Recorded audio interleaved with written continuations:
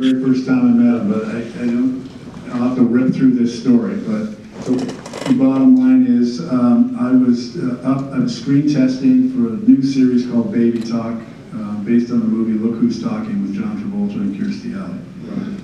When you screen test, you're up against one other person usually, and just before you go into the stage test, you sign your contract that locks you in for 7 years into something that you don't even know if you're going to get or if you like or whatever.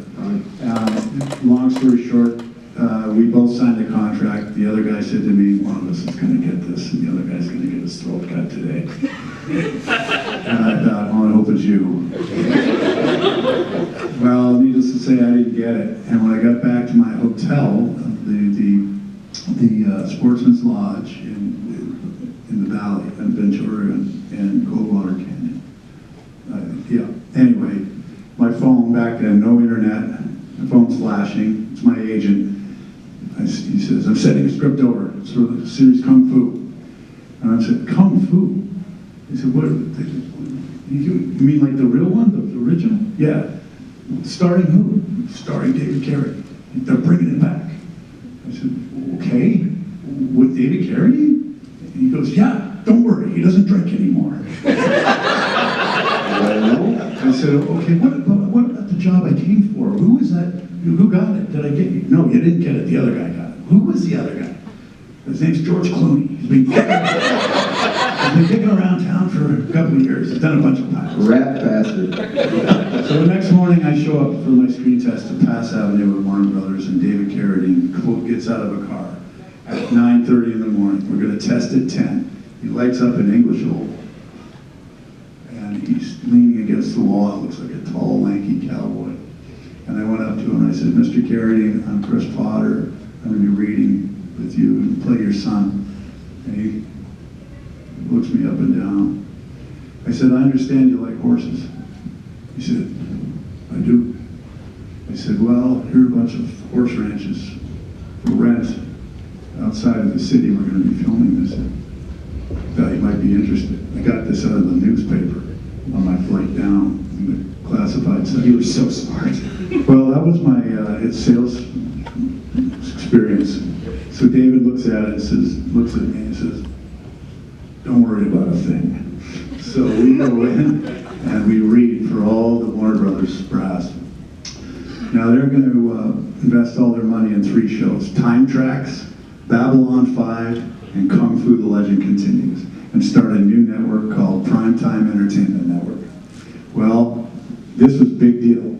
And standing in front of them was the legend David Carradine at 10 o'clock in the morning, and this kid that wants to be his son.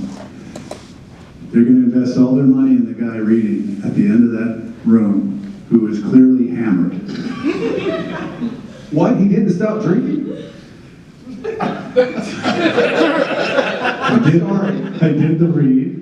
I went in to lie down in John Levy's office, the casting director. David came out the door after the read, literally kicked me in the ribs on the floor. Wait, you were drunk or he was drunk? He was. Why were you lying down in the office? I was lying down, having an anxiety attack after my second screen test in 24 hours. He said to me, you got it. I said, are you serious? He said, they're in there talking about it. You got it. I told him you're the guy. Now, do you drink? I said, yeah, I got it. It's 10. 10:15. The answer is yes again. I'll go over to El Torito and celebrate. We walked across the room to El Torito, in the door of the kitchen, to the bar. Everybody in there knew him. They weren't even open yet. And they knew David. And we began to drink. And by 2 o'clock, after I told him for the 50th time that I need to call my wife or my agent to find out if I actually got the role, he said to me, I want to take you out to my ranch. He goes, do you have a car? I said, I have a rental. He said, great. So I get in the car like this. These are different times, folks. And I'm driving out to some unknown place, David Carradine's ranch in Latuna Canyon, and we arrive. And I still haven't called anybody that means anything in my life, my wife. And I I get there, and we walk in to his kitchen. Oh no, we park the car, we get out, and his wife is standing there with a bleeding leg, a dish rag wrapped around it, holding a horse. And she says to David, "This is the new kid." And she says, "Oh, you're cute." She said, "The captain kicked me in the leg, David. I'm just on the phone with Warner Brothers. I told them that we want to bring your grand piano up to the Logan." Okay, and we go to the kitchen. David grabs 2 beers, throws one to me, and starts to take all his clothes off. By the time we hit his living room, he's down to a green Speedo, and he's covered in tattoos. Have you seen them? Well, I have a story that also takes place next to a piano and drinking, so I'm actually living some sort of out-of-body experience about this. In the Lexington Hyatt bar in 2004, and for a drink or something else, I will tell you this story later on, because this is about you all, not me. So eventually, let's just cut to the chase. I get there and I look around and there's paintings. I'm trying to make small talk. I still need to call my wife. And I say, "Hey, I love these paintings. They're all pictures, oil paintings of a nude woman." He said, "Yeah, that's my mother. My uncle painted those." And I'm like, okay. Well, he says, "Do you ride?" I said, "Yeah, I ride." I kind of didn't. He said, "Good, it's time for your test." Takes me out the front porch and puts me on a horse named Captain without a saddle and whacks its ass so hard it takes off across this rocky field. And I'm just hanging on for dear life, thinking I have to make it so I can keep this job I think I have. I walked the horse back in. David said to me, "Okay, I'll see you in Toronto. You passed the test." And he disappeared into his house. And I headed back to the Sportsman's Lodge, where there were 12 messages for me on my flashing phone. My wife, I called first. She said, "Where are you? Everyone's looking for you. They want to call your agents trying to get you. Chris, did you get the job? I think you got the job." I said, yeah, I got it. You won't believe how hammered I am with this."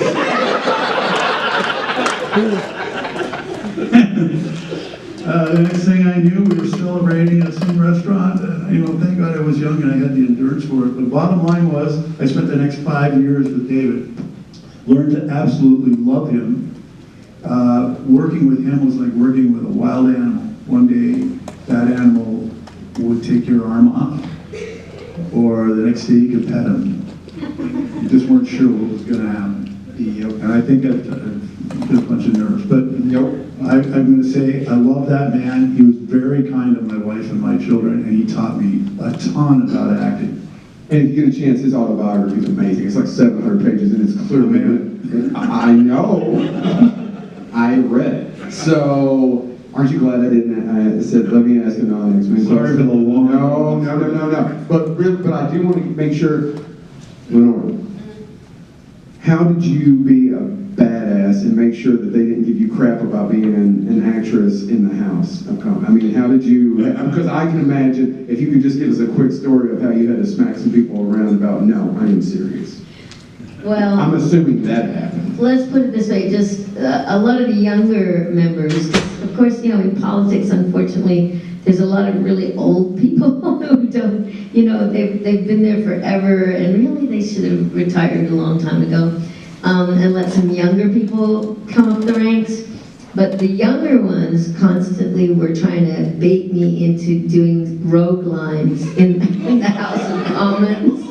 They'd make bets with me. They tried everything, and you know what? I never did it because, I just didn't feel it was right. I felt like it would be as if I wasn't taking the role of being a member of Parliament and representing people and representing people's concerns seriously.